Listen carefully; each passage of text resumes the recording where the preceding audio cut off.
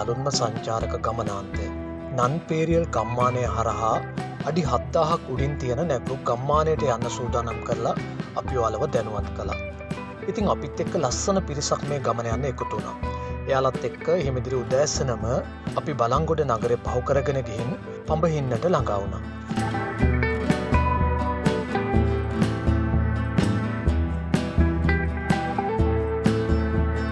ප්‍රණීත උදෑසන ආහාරයකින් පසුව අපි මේ ගමනට සම්බන්ධ වෙලා හිටපු ගොඩාක් දෙනෙකුගේ සිහින ගමනාන්තයක් වෙච්ච නැග්රුක් ගම්මානයට මේ ගමන් කරන සංචාරයට අපි කලින්ම කතා කරලා සූදානම් කරලා තිබුණු සපාරි ජිප් රථ අපි උදෑසන ආහාරය ගන්න හෝටලේ අසලට පැමිණලා තිබුණා.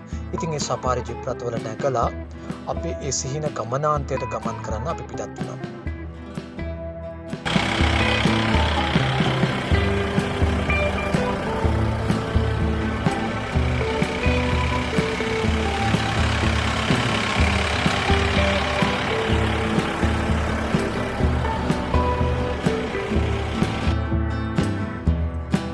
ලස්සනම මාර්ගයක් ඒ වගේම පටු මාර්ගයක් දිගේ ගමන් කරපු අපි නන්පේරියල් මාර්ගයේදී හමු වෙන සුවිශේෂ වැලමිටි වංගු දෙක ගාවට ආවා.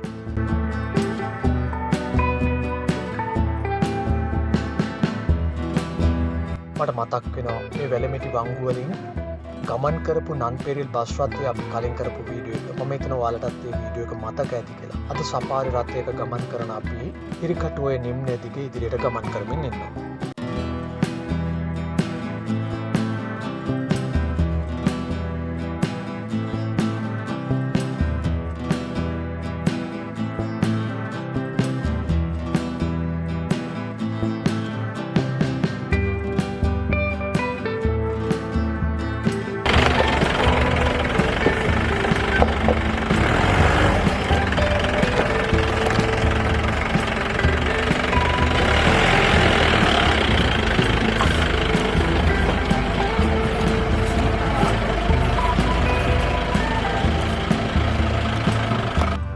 සොඳුරු නැග්රුක් ගම්මානයට ගමන් කරන අපේ සපාරි චාරිකාවේ පළවෙනි නැවතුම්පල ලස්සන නන්පේරියල් තියැල්ල ළඟින් අපේ සපාරි ජිප් රථ නැවැත්තුවා.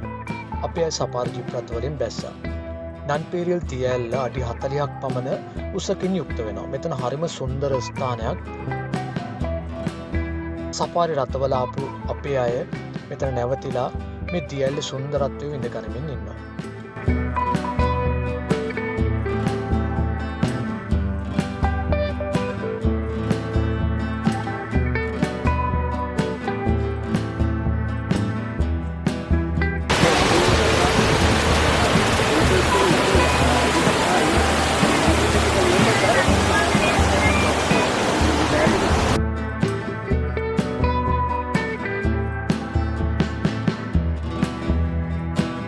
මෙම ස්ථානයට තමයි මේ මාර්ගයේ ගමන් කරන සාමාන්‍ය මෝටර රථයකින් ගමන් කරන්න පුළුවන් අවසාන ස්ථානය. මෙතනින් උඩට ගමන් කරනවා නම් ජිප් රථ වැනි උස වාහනවලට පමණයි මෙතනින් උඩට ගමන් කරන්න පුළුවන්.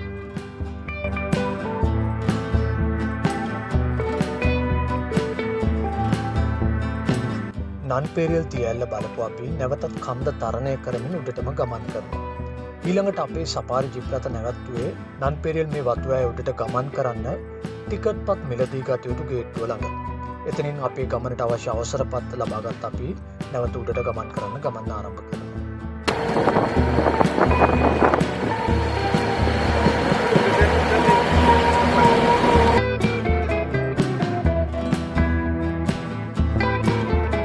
හරිම පටු මාර්ගයක්, නමුත් අතිශයින්ම සුන්දර පරිසරයක් මැදින් වැටිලා තියෙන මාර්ගයක්.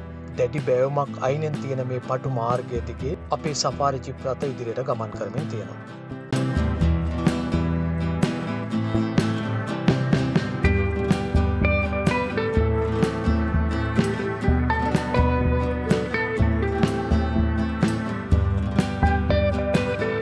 අපේ සපාරි රථ ලෝකාන්තයේ පහළ ඉඳන් නරඹන්න පුළුවන් ස්ථානය නැවැත්තුවා.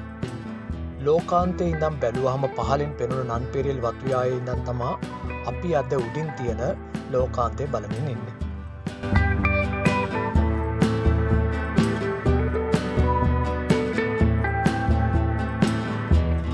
ඔරුවක් වගේ කරක් හන්දක් පේන්නේ. ඒක තමයි ලෝකාන්තය. අර තියෙන්නේ ඊට පස්සේ මේ බලාකුලෙන් ගහලා තියෙන්නේ මේක තමයි සම්පූර්ණ ලෝකාන්තය.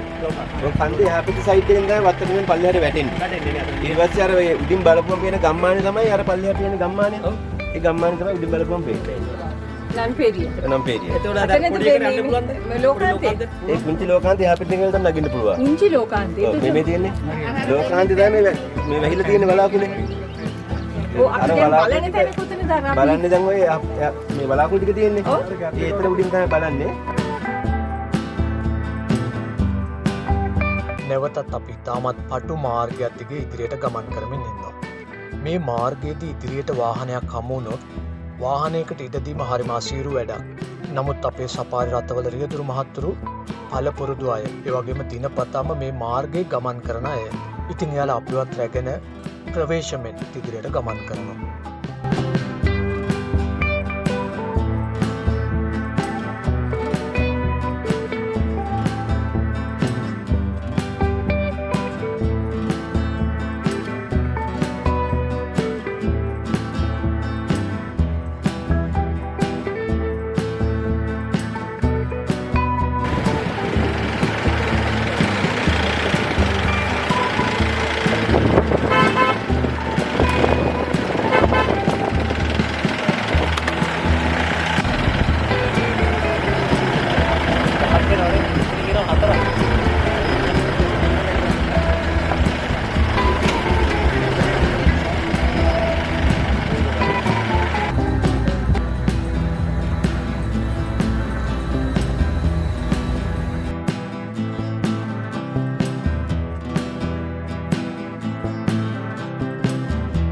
අපි මේ ළඟාවෙමින් ඉන්නේ මේ මාර්ගයේ හමුවන සොඳුරුම නැවතුම්පල 23 වෙනි වංගුවේ පිහිටලා තියෙන බේකස් බෙන්ඩ් එකට.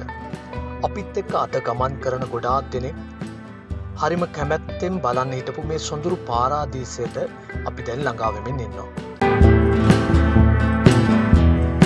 එංගලන්ත ආණ්ඩුකාර සැමුවෙල් බේකස් එයාට අයිති අශ්වයාගේ මෙතන උඩ ඉඳන් පහළට ගමන් කරද්දී අශ්වයා මෙතනින් පහළට වැටුණු බවත් ඒක සිහි කරලා මෙම ස්ථානයේ අශ්ව ලාඩමක හැඩයෙන් යුක්තව බේකස් බෙන්ඩ් එක නිර්මාණය කළ බවත් කියවෙනවා.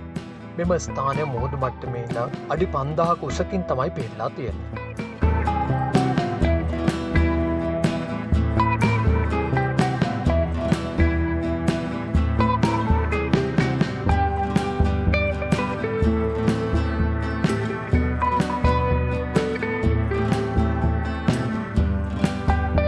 අපිත් එක්ක මේ ගමන් කරන ගොඩාක් දෙනෙක් මෙම ස්ථානයට ආපු පළවෙනි අවස්ථාව තමයි මේක. එයාලා ගොඩාක් දෙනෙක් මේ සංචාරය එයාලගේ ජීවිතේ ගමන් කරපු ලස්සනම සංචාරයක් බවට පත් වෙලා තියෙනවා කියලා අපිත් එක්ක කිව්වා. ඒකට හේතුව මේ සොඳුරු පරිසරය විතරක්ම නෙමෙයි. ඒකට තවත් හේතු ගොඩාක් තියෙනවා. ඉදිරියේදී අපි ඒ ගැනත් ඔයාලත් එක්ක කතා කරනවා.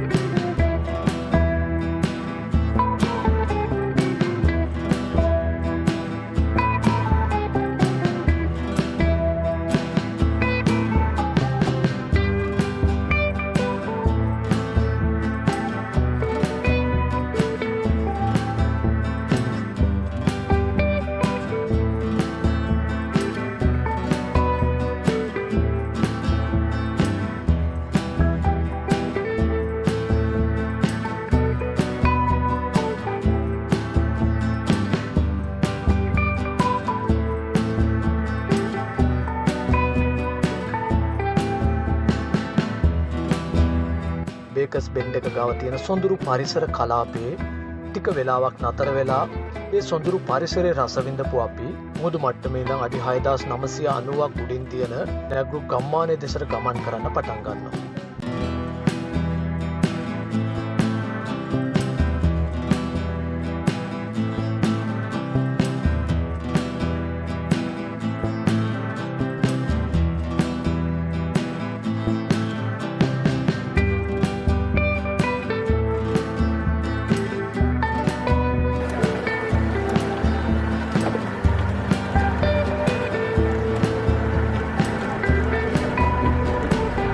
බේකස් බෙන්ඩ් එක පහු කරගෙන නැග්රුක් ගම්මානය දක්වා ගමන් කරන අතරේ කන්දම් මැද්දේ ලංකාවේ සිටියේ හැඩේ තියෙන පිහිටීමක් අපි දැක්ක. ඉතින් මේ ස්ථාන පහු කරගෙන සොඳුරු පාරාදීසයේ දෙසට අපි ගමන් කරමින් ඉන්නවා.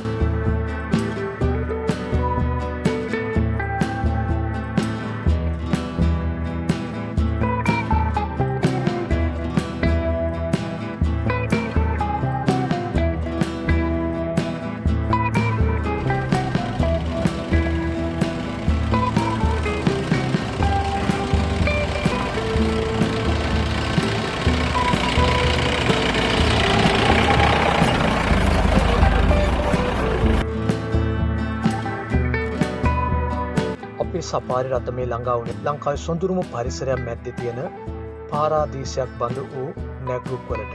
මෙතන ඉඳන් දකුණට මීටර් 200ක් විතර ගියාට පස්සේ නැග්රුක් ගම්මානය අපිට හමු වෙනවා. එතන ඉඳන් තවත් මීටර් 800ක් විතර ගියොත් තමයි ලංකාවේ සොඳුරුම ස්ථානයක පිහිටලා තියෙන නැග්රුක් බංගලාවට ගමන් කරන්න තියෙන්නේ. සපාරි රථ වලින් බැහැපු අපි මේ අවට පරිසරයේ මිහිර විඳ ගනිමින් ඉන්නවා.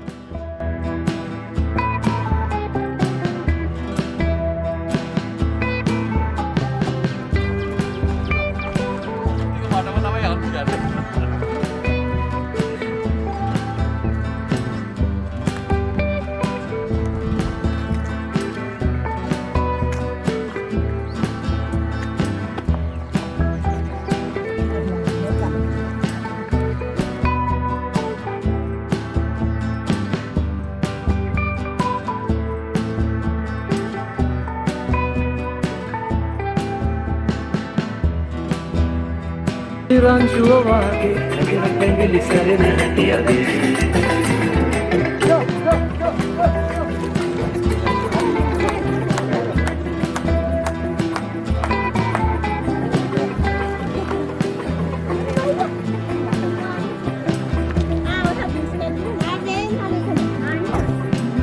අපිට බැන්නේ ලයිට් තියෙනවා.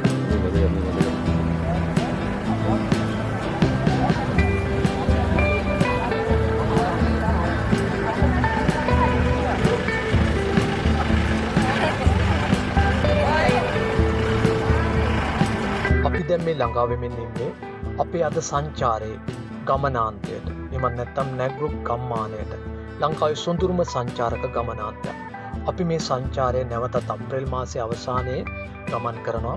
ඊට පසුවත් අපි මේ සොඳුරු සංචාරක ගමනාන්තයට ගමන් කරන්න බලාපොරොත්තු වෙනවා. අපි මේ සොඳුරු සංචාරවලට ඔයාලා සම්බන්ධ වෙන්න කැමති නම් 0777 755 0229 කියන අංකයට WhatsApp පණිවිඩය යොමු කරන්න. එහෙම නැත්නම් ටීලොග් විත් අනුරාධ කියන අපේ Facebook page එක follow කරන්න.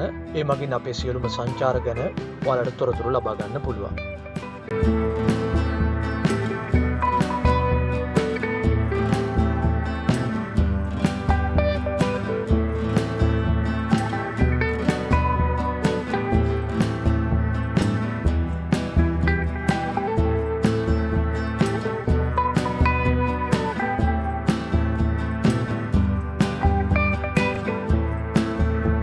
පාරාදීසයක් මැද්දේ තනිවුණු අහිංසකව ටිකක් ජීවත් වෙන ලස්සන ගම්මානයක් නැග්රුක්.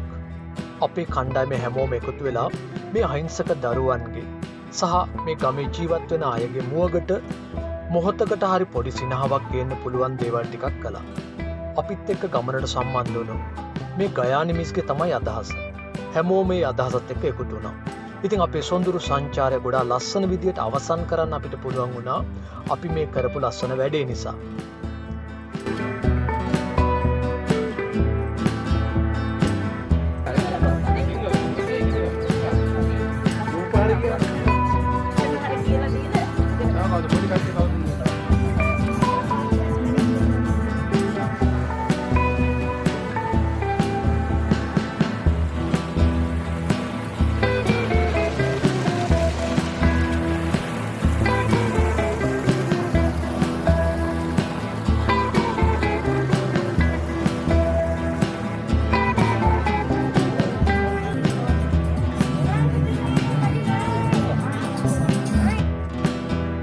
මේ වගේම සොඳුරු පරිසර මැද්දින් ගමන් කරන සංචාරයකදී නැවතත් ඔයාලව හමු වෙන බලාපොරොත්තුවෙන් අපි අදට ලංකාවේ ලස්සනම ගම්මානයක් වෙච්ච නැග්රුක් ගම්මානයෙන් ඔයාලෙන් සමුගන්නවා.